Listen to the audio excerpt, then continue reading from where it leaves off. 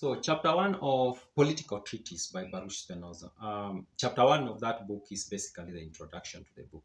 And in this chapter, it kind of contrasts the understanding of philosophers about human beings and government and the understanding of politicians about humans and government.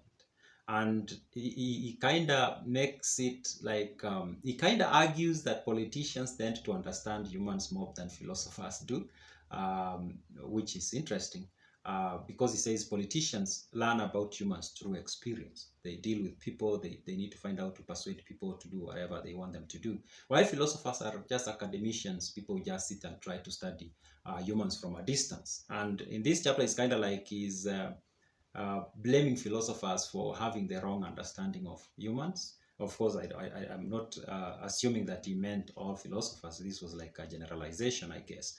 And I guess it didn't mean all politicians understand humans.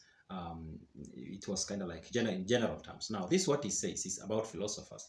Philosophers conceive of the passions which are as vices into which men fall by their own fault, and therefore generally deride, bewail, and blame them, or execrate them if they wish to seem unusually pious. And so they think they are doing something wonderful and preaching the pinnacle of learning when they are clever enough to bestow manifold praise on such human nature as is nowhere to be found, and to make verbal attack on that which in fact exists. For they conceive men not as they are, but as they themselves would like them to be. So he basically argues that the philosophers have this thing of going into trying to think of society in a utopian manner. In fact, he does use the word utopia somewhere, that when philosophers sit down and try to organize society in their mind or maybe on paper, then they tend to come up with very utopian structure, which is totally against human nature. And maybe this is a controversial statement I'll make, that I was reading this part and I was thinking about communism with who is the father of communism, Karl Marx. So I was thinking of Karl Marx as such kind of a philosopher.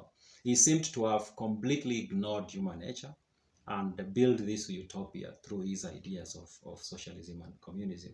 And now every society that has been attempted to be built using his text as the blueprint has kind of like collapsed or has had major failures. So you will say this is what Baruch was talking about, that philosophers tend to build this utopia when they try to organize society. Of politicians, he say, but statesmen, which is basically politicians, on the other hand, are suspected of being plotting against mankind rather than consulting their interests, and are esteemed more crafty than learned. No doubt, nature has taught them that vices will exist while men do. So the politicians understand vices will always exist as long as humans are around. There is no way you are going to wish there was going to be a society where everybody behaves or everybody is of reason and is guided by reason to do the right thing.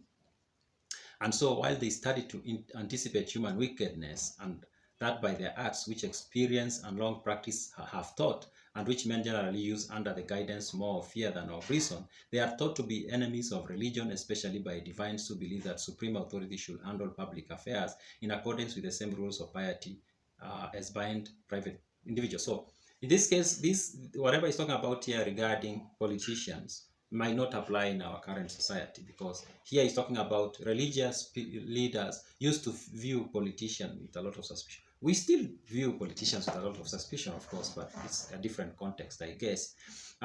So because religious leaders used to be like, there is a way we can organize society using religion and everybody will be in line, because people want to do the right thing by God. But he argues that doesn't work. People behave piously in one place, but in another place they behave differently. Yet there can be no doubt that statesmen have written about politics far more happily than philosophers, for as they had experience for their mistress, they taught nothing that was inconsistent with practice. So he says, politicians tend to understand humans very well than philosophers.